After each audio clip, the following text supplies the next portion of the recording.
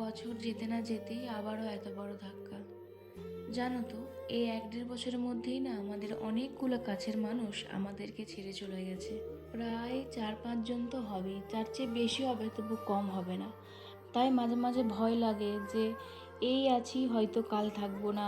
মানে এরকমটা মনে হয় মাঝে মাঝে, চোখের সামনে যা সব দেখছি ঘটনাগুলো ভাবার আগেই ঘটে যাচ্ছে। মানে ধরো আমরা যেগুলো কল্পনাও করিনি, কল্পনার বাইরে, সেগুলো আমাদের চোখের সামনে সব ঘটে যাচ্ছে।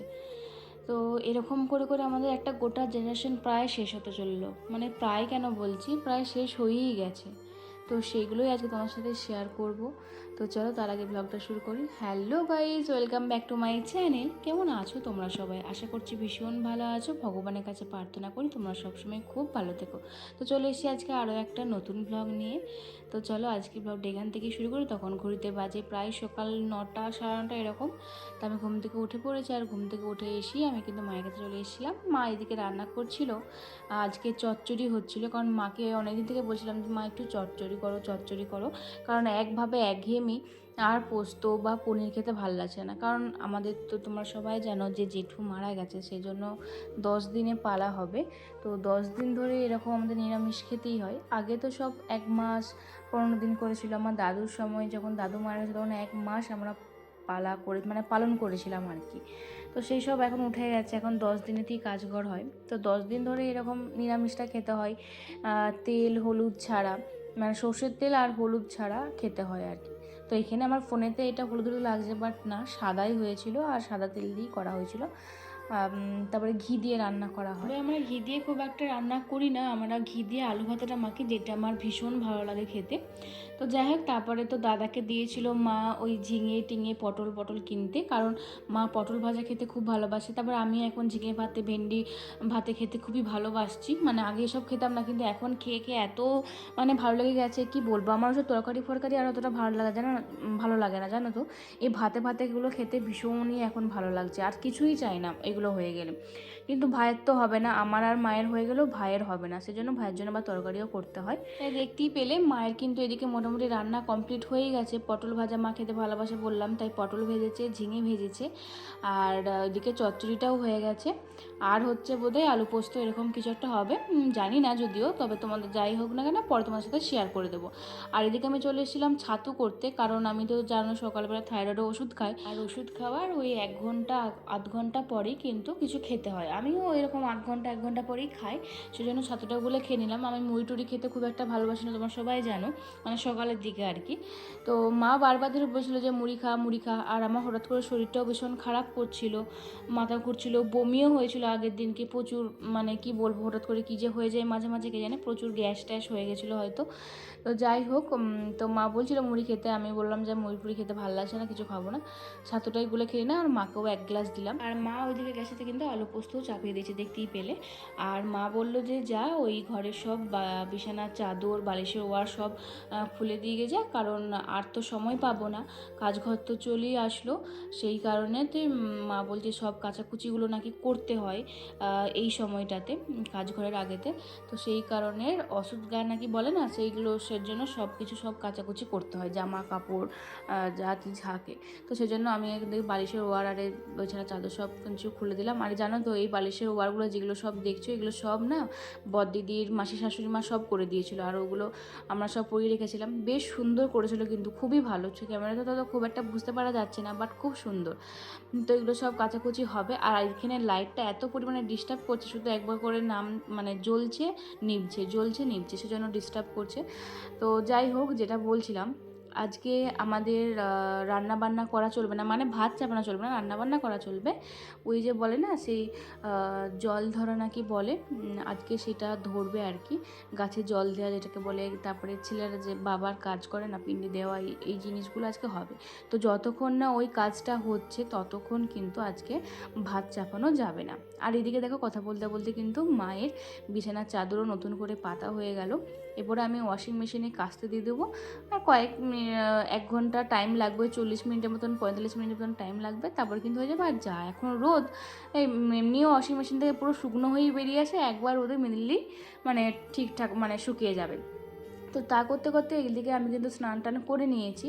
আর স্নান করে এদিকে দেখছিলাম প্রচুর খিদে পাচ্ছিল, মানে কিছু তো সেরকমভাবে খাওয়া হয়নি। ওই যে বললাম মুড়ি খেতে বলছিল মা বারবার, এখনও বলছে মুড়ি খা মুড়ি খা। বললো যে তরকারি দিয়ে মুড়িটা খা, দেখ ভালো লাগবে, চামচ দিয়ে তোর বাবা খেত, দেখবি ভালো লাগবে। আমি বলছি না, আর নিজের নিয়ে খেতেও ইচ্ছে করছিল না, সেজন্য আর খেতেও ভালো লাগেনি। মা বললো তাহলে দেখ ফ্রিজেতে আমি এই তরমুজ কেটে রেখেছি, তরমুজগুলো খা। আর আমি তরমুজ এরকম করে কেটে রাখলে ভীষণ ভালো লাগে, লিচু তরমুজ আম এগুলো খেতে আমি খুব ভালোই বাসি। তো তারপরেও আমার খিদে মানে পেয়েই যাচ্ছিলো, কিছুতেই কমছিল না। এদিকে 1টা বাজছে, ব্রাহ্মণ মশাই তখনও আসেনি। আর এই যে ঘাটের কাজটা না 12টার পরই করতে হয়, তার আগে করা চলবে না। কিন্তু সেদিনকে ছিল অমাবস্যা নাকি ছিল একটা, সেই জন্য ব্রাহ্মণ মশাই সব পুজো টুজো করে আসতে অনেক লেট করেছিল, 1টা বাজে গেছিলো, তখনও আসেনি। তো সেই কারণে আমার প্রচুর খিদে পেয়ে গেছিলো। মা এদিকে দেখো সেই আমি কথা শুনবো না, আর মা জোর করে থালায় করে মুড়ি, চচ্চড়ি, আলু পোস্ত আর চামচ দিয়ে গেছে যে দেখ এরকম করে খা, ভালোই লাগবে। আর একদম অল্প 2টিখানি মুড়ি দিয়েছিলো, জানে আমি খেতে খুব একটা ভালোবাসি না। তারপরে খাওয়া দাওয়া করে আমি একটু দেখতে গেছিলাম যে ঘাটের কাজ কতদূর কী হলো, কারণ মা কাকিমা দাদারা বৌদিরা সব ওইখানেই আছে, ওইখানেতে কাজটা শেষ হলেই তারপরেই ভাতটা চাপানো যাবে।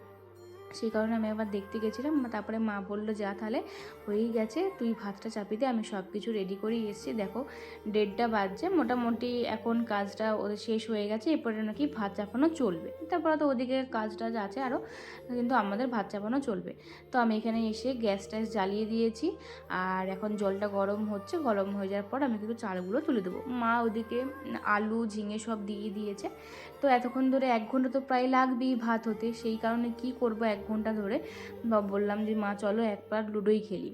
তো মায়ের সাথে বসে পড়েছি এখন লুডো খেলতে। আর লুডো খেলি না যখন ঠিক আছে, যখন খেলতে বসবো তখন এত নেশা লেগে যায়, মনে হয় যেন খেলেই যায়, 1 পাট খেলে যায়, আর 1 পাট খেলি, আর 1 পাট খেলি, এরকম।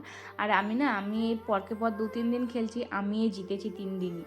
তো যাই হোক আমি জিতেছিলাম আজকে। আর মোটামুটি এখন 3টে বাজতে যায় প্রায়। তো এতক্ষণে আমাদের ভাতটা হয়েছে, ওই 2:30 পৌনে 3টে বাজছে, আমাদের ভাত হয়ে গেছে। এরপরে আমরা ভাত খাবো। তো মা সব কিছু জোগাড় টোগাড় করে দিয়েছে, এরপর আলু ভাতে মাখবো। আর মা এদিকে আমও কেটে নিয়েছে। ভাতের শেষে এখন একটুখানি আম না পেলে ঠিক মনটা ভালো লাগে না, মনটা একটু আনচান আনচান করে, আম করে। আর এখন বাজারেতে সত্যি এবছর আমরা বাজার থেকে একটাও আম কিনিনি, সব আমাদের গাছের আম, নয়তো মামা ঘর থেকে কেউ দিয়েছে, পাড়ার বৌদিরা কাকিমারা কেউ দিয়ে গেছে। আমাদের নিজেদের আম তো এখনও গাছেতে আছে, এতটাই আম হয়েছে এবছর। তো চলো যাই হোক আমরা খেয়ে নিই, তারপর আবার দেখা হচ্ছে। তো মোটামুটি খাওয়া দাওয়া হয়ে গেছে, তারপর শুয়েও পড়েছিলাম। এই সময়টার জন্য আমরা ওয়েট করে থাকি যে কখন ঘুমাবো একটু, কখন শুবো একটু এই এসির মধ্যে। তো আমাদের তো খাওয়া দাওয়া হয়ে গেছে আর শুয়েও পড়েছিলাম, এখন একটুখানি এক ঘুম দেবো, তারপরে এখন উঠবো। তো আমাদের তো সন্ধে হয়েই গেল, দেখতেই পেলে আমি আর ভিডিও টিডিও কিছু করিনি। সন্ধেবেলাতে উঠে দেখি যে 2টো মানুষ এসেছে আমার বাড়িতে। আর তারা কারা চলো তোমাদেরকে এক্ষুনি দেখাচ্ছি। এসেছে হচ্ছে মাসিমণি আর মেসোমশাই, মানে মেজদির শাশুড়ি মা শ্বশুর মশাই। ওই যে ফল খাওয়াতে হয় না, নেমন্তন্ন তো গেছে, আমার মামা বাড়ি থেকেও ফল খাওয়াতে এসেছিলো, সেগুলো সব ভিডিও টিডিও কিছু করা হয়নি। আজকে মাসিমণি আর মেসোমশাই এসেছিলো ফল খাওয়াতে। তারপরে এই যে বৌদির জন্য জেঠিমার জন্য কাপড় টাপড় নিয়ে এসছে, দাদার জন্য জামা টামা এগুলো সব নিয়ে এসছে, দিতে হবে শ্রাদ্ধ বাড়িতে, সেই কারণে আজ থেকে কিনে দিয়ে চলে গেল। তারপরে দিদিরা তো আসবে। এদিকে মিষ্টি এনেছে আমার জন্য, গজা খেতে খুব ভালোবাসি বলে গজা নিয়ে এসছে, চিত্তরঞ্জন নিয়ে এসছে মায়ের জন্য, মায়ের সুগার বলে, তারপর দই নিয়ে এসছে। এগুলোই এখন আমি সবাইকে বেড়ে দেবো। আর মা ওইদিকে গেল চা করতে, ওইদিকে আবার কারেন্ট নেই, তাই ইন্ডাকশনে হবে না, তাই গ্যাসে করতে হবে। আবার ওই দিকেতে কী বলতো, নতুন ঘরের দিকে আবার ইনভার্টার লাইন করা নেই, তো একটু অন্ধকারেতেই করতে হবে। যাই হোক মাসিমণি মেসোমশাইকে তো মিষ্টি দিয়ে দিলাম, মাসিমণি সে কিছুতেই নেবে না। মাসিমণি বলছে শুধু গজা খাবো, চিত্তরঞ্জনটা রাখো, বেশি আনিনি, তোমার মায়ের জন্য নিয়ে এসেছি, তুমি রাখো। সে কিছুতেই খাবে না, জোর করে দিলেও খাবে না, এত বদমাস। তো যাই হোক এগুলো আমি এখন ফ্রিজে রেখে দেবো। তারপর দেখলাম যে থাক, এখন কারেন্ট যেহেতু নেই ফ্রিজে ঢোকাবো না, কারেন্ট আসুক তারপরেই ঢোকাবো। তারপর এই যে মা এদিকে চাটা করছে, আর এদিকে মাসিমণি শুধু মিষ্টি আনেনি, জামা কাপড় আনেনি, এনেছে সোনাও আমাদের জন্য। কি সোনা দেখবে, এই দেখো, এটা তো পোস্ত নয়, সোনাই বলে, তাই না? আজকাল সবাই পোস্তর যা দাম বাপারে। কিন্তু মাসিমণি মাঝে মাঝে এই পোস্ত টোস্ত নিয়ে আসে। বলি না যে মাসিমণিদের মন ভীষণ ভালো, এখন বোঝে যে নিরামিষ চলছে, এখন তো পোস্ত খেতে হয়, সেজন্য মাসিমণি প্রায় পোস্ত নিয়ে আসে। আর জয়পুরের পোস্ত খুব ভালো, তো মেসোমশাই জয়পুরের পোস্ত নিয়ে এসেছিলো, নিজেদের জন্য এনেছিলো, আমাদের জন্য অল্প কিছু নিয়ে এসেছিলো। তো এগুলো কে আনে বলো তো? তোমাদেরকে কেউ এরকম পোস্ত বা সোনা গিফট করে নাকি? অবশ্যই কমেন্টে জানিও। আর সেদিনকে প্রচুর জল ঝড় হচ্ছিল আর মেঘও ডাকছিল, দেখতেই পেলে আকাশের অবস্থা কতটা খারাপ। এদিকে মায়ের তো চা হয়েই গেছে, তো চলো এরপর চাটা খাবো সবাই মিলে। আর তোমাদের সাথে যেটা শেয়ার করবো বলছিলাম ব্লগের শুরুতেই, যেটা বললাম যে জানো তো আমাদের একটা কোটা জেনারেশন প্রায় শেষের দিকে, মানে এই একটা বছরের মধ্যে প্রচুর আমরা কাছের মানুষকে হারিয়েছি। মানে 2024-এর লাস্টের দিকে আমি আমার বড় পিসিমণিকে হারিয়েছি। তার কিছু মাস পরই, 2-3 মাস পরই 2025 পড়তি জানুয়ারি মাসে আমি আমার ছোটো ঠাকুমাকে হারিয়েছি, মানে পাশের বাড়ি ঠাকুমাকে হারিয়েছি। আবার সেই ছোটো ঠাকুমার 6 মাস পরে আমি আমার নিজের বাবাকে হারিয়েছি। মানে বুঝতে পারছো কত বড় ধাক্কা। মানে এর চেয়ে বড় ধাক্কা বা দুঃখের বা কষ্টের কিছু হয় বলে আমার মনে হয় না, শোকের হয় বলে আমার মনে হয় না। সেজন্য মনে হয় যে এখন যত মৃত্যু আসুক না কেন, যারই কিছু হোক না কেন, মনে হয় না আমার এর থেকে বেশি কিছু কষ্ট পাবো। বা আমি বাবাকে যখন সামনে নিতে পেরেছি, আমার বাবাটা যখন আমি মেনে নিতে পেরেছি, আমার মনে হয় আমি সব কিছুই মেনে নিতে পারবো। এখন আর সেজন্য কোনো দুঃখ কষ্ট কিছুই লাগে না। তো যাই হোক, আমার বাবা চলে যাওয়ার পর 1 মাস মধ্যে আর কি আর একটা মামাও আমার মারা যায় বাস অ্যাক্সিডেন্টে। তো সেটা হয়তো অনেক এমন কিছু না, কিন্তু তাও আমাদের কাছে ওটা ভীষণ বড় ধাক্কা ছিল। তারপরে তো এই একটা বছর যেতে না যেতে আমার জেঠু আবার মারা গেল। মানে দাদু ঠাকুমা জেঠু জেঠিমা এমনকি আমার বাবাও চলে গেল। মানে পাড়ার যে একটা মাথা বড়রা হেড, সেই জিনিসগুলোই চলে গেল। মানে একটা গোটা জেনারেশন প্রায় শেষের দিকে। আর তোমরা অনেকে জিজ্ঞেস করো জেঠু কীভাবে মারা গেল। জেঠুর এমনি বয়স হয়েছিল আর বিছানা নিয়ে নিয়েছিল, মানে এরকমভাবেই আস্তে আস্তে হঠাৎ করেই বিছানা নিল, হঠাৎ করেই মারা গেল। তাও আর কি মোটামুটি বয়স হয়েছিল 8-এর ঘরে, সেজন্য না এই মৃত্যুগুলো তাও মেনে নেওয়া যায়। কিন্তু আমার বাবা মামার মৃত্যুগুলো না, এগুলো মেনে নেওয়া যায় না, কখনোই মেনে নেওয়া যাবে না। তো যাই হোক, এদিকে তো মা মেসোমশাই ওরা সব গেল ফল টল দিতে। আর আজকের ব্লগটা আমি এইখানেই শেষ করলাম। কেমন লাগলো তোমরা অবশ্যই জানিও, ভালো লাগলে অবশ্যই লাইক কমেন্ট শেয়ার করতে একদম বলুন। দেখা হচ্ছে পরের ব্লগে, বাই।